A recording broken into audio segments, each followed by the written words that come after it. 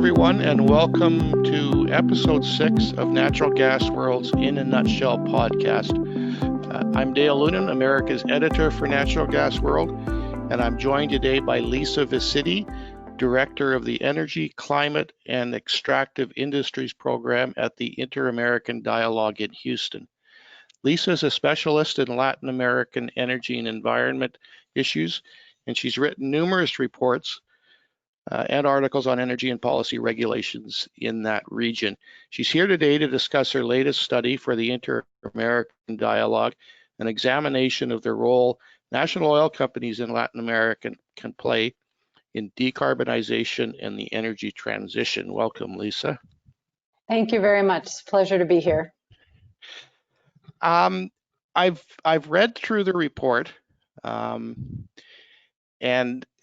if you could just kind of, in keeping with our theme of in a nutshell, could you just give us a broad sense of how you characterize the effectiveness of Latin American NOCs in pursuing, in reducing primarily Scope 1 emissions, because that seems to be the target of most of them? Are they handcuffed by existing government policies, or are they able to kind of go out on their own? Sure. So I think that we did find in looking at the strategies for mitigation and for the role of NOCs in the energy transition, a lot of successful Scope 1 emissions reduction strategies. So for example, Petrobras, the NOC of Brazil, is doing a lot in CO2 injection.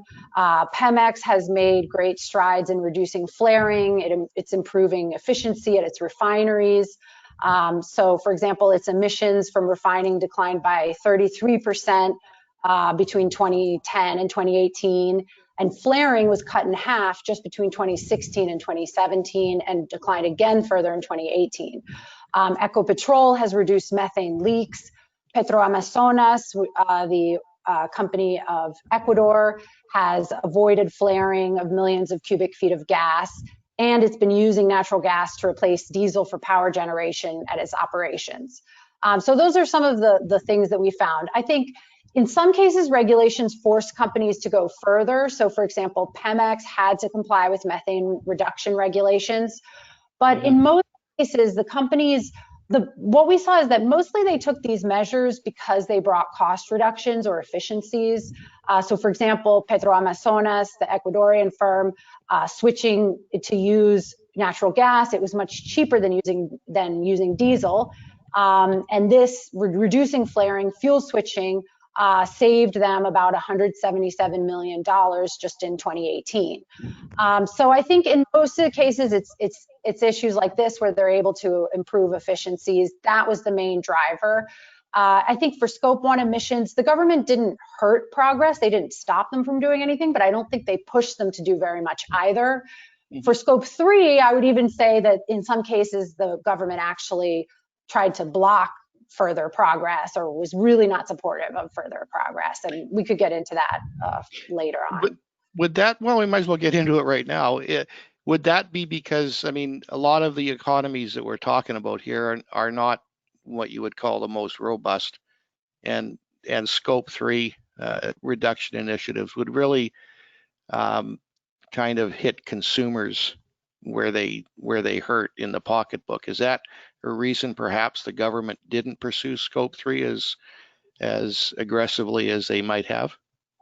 Well, I think the concern is more about how it affects the finances of the companies themselves.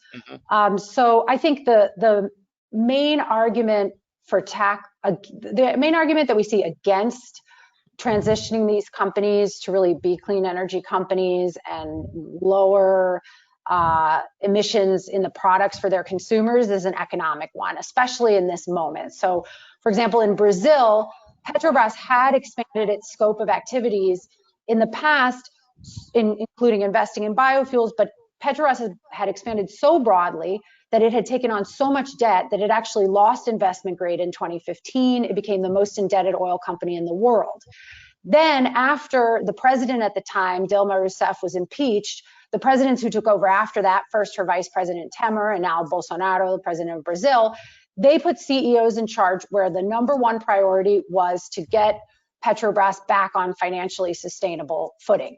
And so the current CEO of Petrobras, Castelo Branco, has argued many times in public when asked. He has said that Petrobras should not focus on producing clean energy, that producing oil is what's profitable, it's what the company is good at, and that's what it should focus on. So I think the main concern is not that there would be higher costs for consumers, but that Petrobras itself is just, that's not the best thing for the company if you look at it from profitability. And it's a very similar situation in Argentina. Argentina is facing a really severe debt crisis. It's had to renegotiate its debt with international creditors. It's going to have to go back and renegotiate with the IMF. Its state oil company, YPF, just released really dismal quarterly earnings a few days ago, mostly because there's been a steep drop in fuel demand as a result of the lockdowns in Argentina because of the pandemic, like we're seeing everywhere in the world. So under the last government before, under Mauricio Macri, who stepped down in December, YPF had done a lot in Scope 3 emissions. It had created its own electric utility that sold renewable energy to consumers. But I think now the current president, Alberto Fernandez, is reversing course. He's really concerned about their economic crisis. And so, has different priorities. And his president for YPF, the current president, Guillermo Nielsen, has also made comments in public saying essentially YPF shouldn't be producing renewable energy. That's not the most profitable. That's not the best thing for the company. And it just doesn't make sense. Okay. The report also mentions that a lot of these NOCs are heavily weighted to oil, which is a bit of a departure from most of the IOCs that operate everywhere else. The report mentions that some of these NOCs have expressed a desire to get more into natural gas. So I guess a two-part question. First, do they have access to domestic resources of natural gas and the infrastructure to produce and distribute it and use it? And B, do they have the corporate ability to expand outside their own borders and look at opportunities, gas opportunities elsewhere in the world? So, I mean, it's right in terms of transitioning to clean energy sources. A lot of the Latin American NOCs did claim that focusing on boosting natural gas production was a part of their strategy. So they said, they embraced natural gas as a bridge fuel and said part of our strategy is to produce more gas, which is cleaner than oil. But when we actually looked at the numbers, except for YPF, the Argentine company, which has a oil to gas ratio of about 50-50, all of the other companies that we looked at produce much more oil than gas. So the oil to gas ratio is more around 80-20 for most of the other companies, which is a lot higher share of oil than what we see for the international majors, which have a more equal share or closer to 50-50. But almost all of the countries do have large gas resources. I think that as state oil companies, they are mostly focused on developing resources in their own countries. There was a time when Petrobras was expanding more abroad, but as the leadership decided it needed to get more focused and not spread itself too thin, and as they discovered the pre-salt with so much potential, they've decided to focus on Brazil. All the companies are really focused on their own countries, the vast majority, and almost all of them have large gas resources. Argentina, of course, has huge shale resources. Mexico has large untapped natural gas reserves in associated gas in the Gulf of Mexico and shale gas in the north. Brazil has huge associated gas resources in the pre-salt offshore, which has a high gas content. Colombia has a lot of gas off the Caribbean coast, and Ecopetrol is exploring there.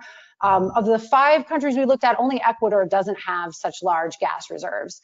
But I think a major reason that the national oil companies haven't yet really developed their gas reserves as much as oil is because, again, producing oil is more profitable. So they've always been encouraged to focus more on oil than gas.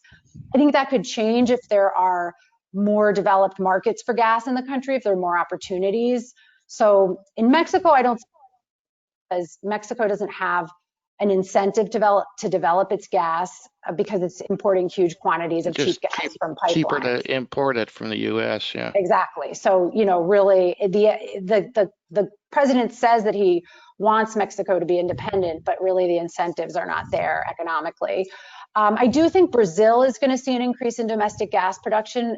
Brazil has very high natural gas prices, and there's a law going through Congress that would reduce gas prices by forcing Petrobras to give third-party access to its pipeline network. And that could make a big difference, giving companies an incentive to monetize their pre-salt gas and just opening up the gas market.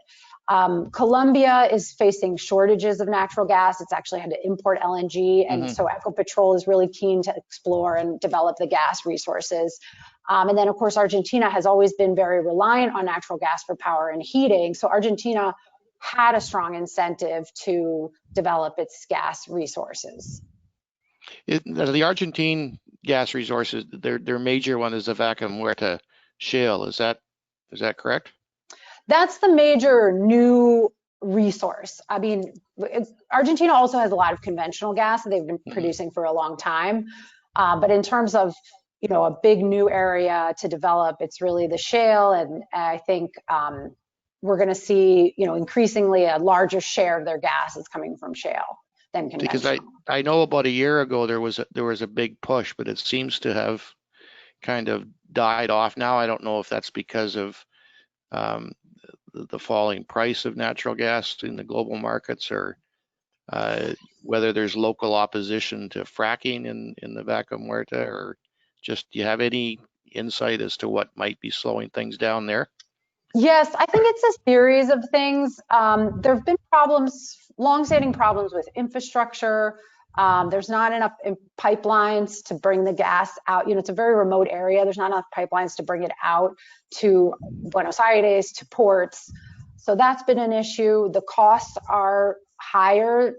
Partly the labor costs are very high. They've made some agreements with the unions to address that. But at the end of the day, it's much more expensive than producing in the US. And then more recently, you have a president who comes from the same party as the previous president, Cristina Fernandez de Kirchner, before Macri, who introduced a lot of policies that were not favorable to investment, price controls, export limits, the ability to expatriate profits was limited. And so there's just a sense of uncertainty. And then now with, a drop in global prices and global demand, I think it's not surprising that things have really slowed down. Mexico has always made a point of they want to increase their domestic gas production, but at the same time, AMLO hasn't exactly been seen as being terribly supportive of the investment, either on an environmental perspective or from a cash perspective. In that, is Mexico ever going to produce natural gas, or are they just going to continue to rely on the cheap gas from the U.S.? I think that they will continue to rely on cheap gas from the U.S. for a long time. As part of his energy sovereignty objective, AMLO had said that he wanted to make Mexico independent in natural gas production and reduce reliance on imports from the U.S. But imports from the U.S. have been higher than ever in the last, since he took office. So I really don't think any progress has been made there. And I don't think that will change, because ultimately the problem is that Pemex, it has declining oil production, so it has declining associated gas production. It doesn't have the financial ability to really develop the non-associated gas. So I mean, if you put all the responsibility in the hands of Pemex, and Pemex isn't able to produce oil and gas or increase it, then I don't see how you can get around imports. So I see that continuing. Okay. You mentioned before that regulations sometimes can do a better job of incenting the national oil companies in taking emission reduction measures. Mexico is fairly robust in emissions monitoring and reductions. Can that alone kind of offset political laissez-faire with regard to reducing emissions? And Well, is that common throughout Latin America, or is kind of Mexico the outlier with the strong regulations well, that I actually think, work? I mean, I don't think overall that has across the board really strong regulations. I think there are a couple of specific examples, like the methane regulations, which was actually came about from cooperation, a trilateral cooperation under the Obama administration with the U.S. and Canada. I think that really helped Mexico along. Um, AMLO has very tight control over the energy sector, including over its regulators. And he's actually pushed out regulators in energy and environment who tried to stand up to him and assert their independence. So I really don't see a scenario in which Mexico is going to tighten its climate regulations under AMLO. He has a lot of control over that, and I don't think that's a priority for him. Fortunately, some of the important regulations were already in place, so that continues. But I don't think we're going to see further progress on that front. In the other countries, I think the regulatory framework for emissions reductions is generally weak, and action, what we saw is that action really depends on the companies themselves taking the lead. There are not a lot of cases where they've been pushed really far by the government. And that might have to do also with the fact that there's very little public pressure for the Latin American NOCs to address climate change. I mean, here in the US, we see, activists bringing court cases against oil companies for their, claiming that they have a responsibility for climate change. There's nothing like that going on in any Latin American country. So if there's no public pressure for them to do more, maybe there's no incentive for the governments to push them. But we do see that their own leaders, their own staff, even sometimes we even has seen cases where it was a bottom up approach where, the executives working in the NOC really pushed to do more on climate change. And they're also influenced by the international context, the fact that they're partnering all the time on projects with IOCs. They pick up, they follow some of the same procedures. So I think that's more where the impetus comes from, more than government regulation. You mentioned that there isn't the public pressure to decarbonize. Why do you think that is in Latin America? Is it just are they just all so aware of how important natural resources are to their economies, or is there something else going on there that?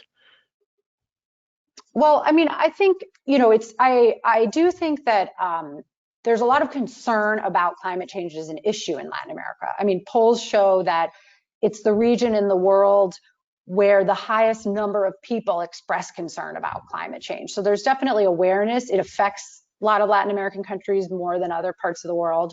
So there's concern about it. But I also think that other concerns are more pressing for people. Their economic situation, dealing with poverty and inequality, corruption, security. Those issues are much more important to voters to most voters than climate change. So I think maybe that's why, they'll say they're concerned, but there's not a lot of action to really pressure their national oil companies to do more. And also I think there's a sense of that the oil companies belong to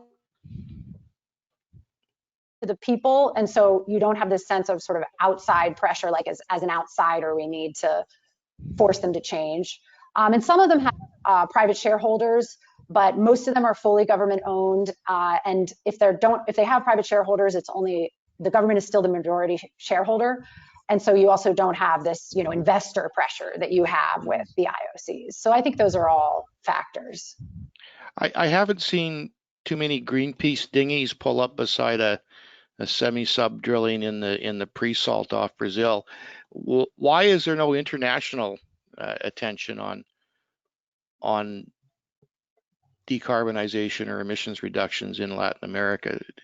Is it just they've got bigger fish to fry, or is it just easier to do it in Canada and the US and the North Sea? I'm not sure why there's less international focus. I mean, I think there should be, because there's a lot that these companies could do. I mean, transitioning from an oil company to a renewable energy company is very hard, and it's very questionable whether any company is going to achieve that. It's a completely different business model. So, that's tricky, but there's a lot of low-hanging fruit. There's a lot more that these companies could do. And even things that would be economically favorable. So, for example, Petrobras is doing a lot in CO2 reinjection in pre-salt fields. Ecopetrol is improving satellite monitoring for methane leaks and building renewable energy projects for generation for its own operations.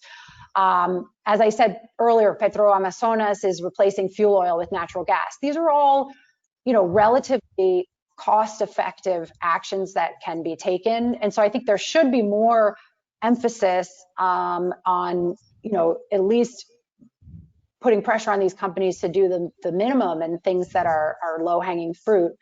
But, I think maybe it's because like you said, other bigger fish to fry. I mean, at the end of the day, the scale of oil production and emissions from these companies is not, it's not as large as major companies like Saudi Aramco. And so I think, maybe they're overlooked because the impact is smaller, but I do think there should be more focus on this. Can you kind of put a scale or a perspective on exactly where GHG emissions emanating from these five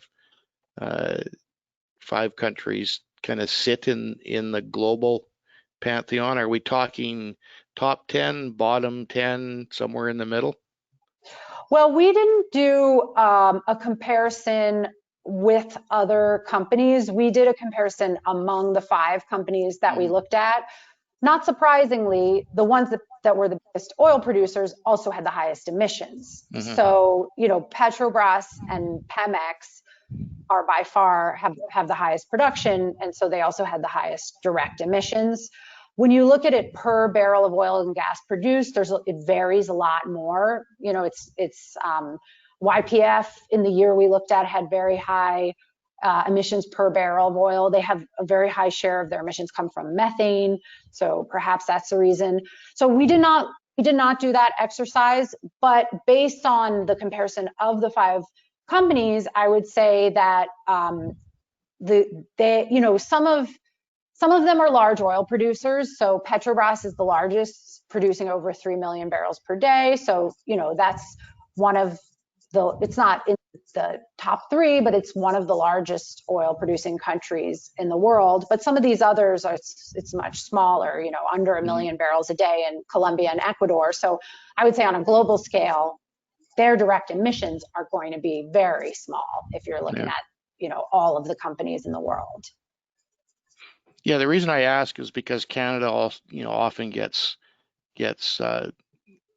slammed by the NGOs for the emissions that we produce. But I mean, in a global context, we're about 6% of total, and then the oil sands, which are the big target, is like 2%. So I'm just, it seems to be a disproportionate amount of attention paid to some countries as opposed to other countries, but like you say, maybe they're not that high up on the scale. Well, I think what's interesting is that one of the reasons that we did this study is that state-owned enterprises are a huge source of emissions. So there was a study by Columbia University that looked at emissions from all SOEs. And it found that if you put all of the emissions from all the SOEs together, it would be the second, if it were a country, it would be the second largest emitter after China. So they have more emissions than any country in the world except China.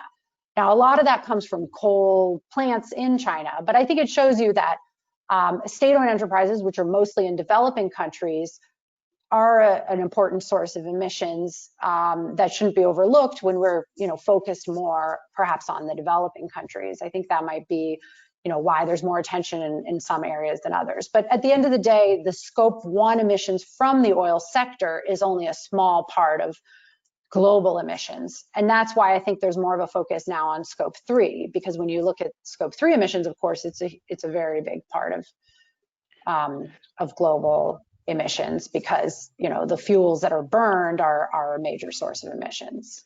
There's a few years ago there seemed to be a push in South America, and I can't recall from where specifically, but on biofuel production.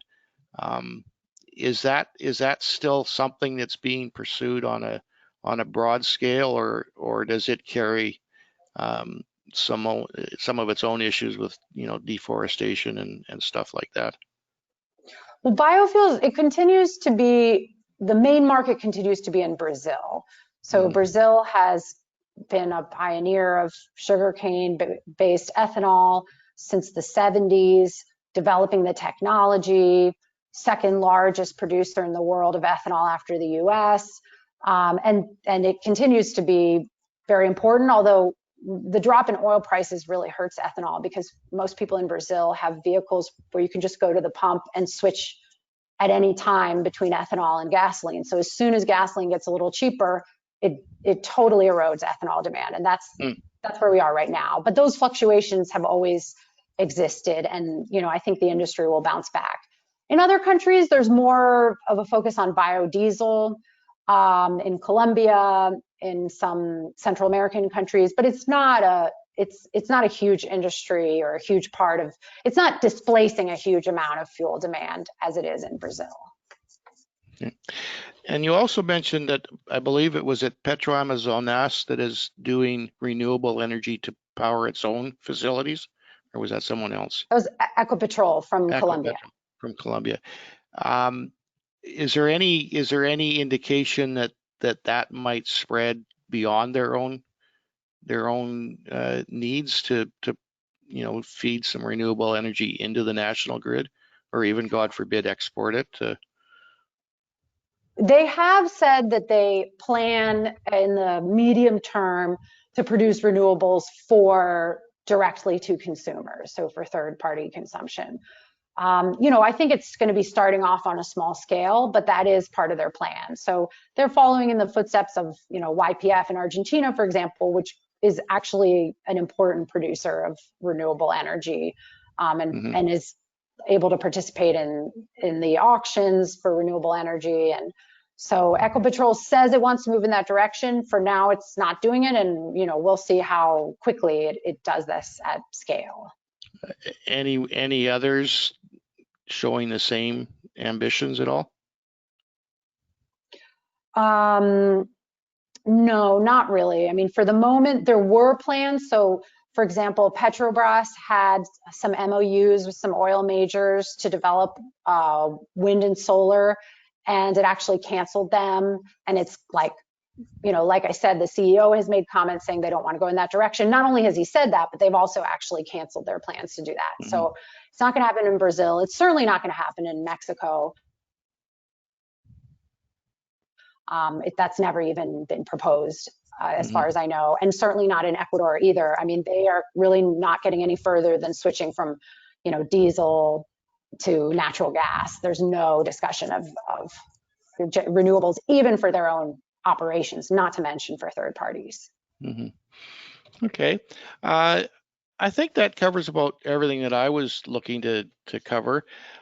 I'm wondering if you could just kind of encapsulate the effectiveness of national oil companies in bringing decarb efforts to Latin America. Is it working? Is there much more work to be done? Are we somewhere in the middle? I think there's much more work to be done. I think there have been some very good programs that the companies have implemented that have improved efficiencies and reduced emissions, and very well done. But they're just specific targeted programs, and I don't think that there is a real broad strategy to address climate change and to position themselves for a possible future where they won't be able to produce so much oil. I mean, at some point, I think we'll rely on oil for decades to come, but it'll be much more competitive. And so, I don't think that these companies are sufficiently preparing themselves for a more competitive future. Some of them are discussing it, but none of them are taking serious steps. None of them have specific targets to reach zero emissions, as some of the oil majors do. And so I think that on balance, while there's been definitely some positive progress, I still think they're in the camp of a lot more needs to be done. Okay, thanks very much. Wonder if you could just, before we close off, if you could just give our viewers the URL or the web address to access the report. Yes, so I think the whole URL is very long, but our organization, the Inter-American Dialogue, it's the dialogue.org/energy, and everything that we do, there are other studies, other event recordings and things, and all of that would be at the dialogue.org/energy. So you can find it there. Excellent. Thank you very much, Lisa. We've run out of our time limit here. I'd like to thank you for taking half an hour or so out of probably a fairly slow Friday in Houston, but and we look forward to paying a bit more attention to what the NOCs are doing in the Southern Hemisphere. Again, thanks very much, and thanks for tuning in to Natural Gas World's In a Nutshell podcast. We'll be back in 2 weeks with another edition. Thank you, Dale. Thanks for the opportunity to speak with you. Thank you, Lisa.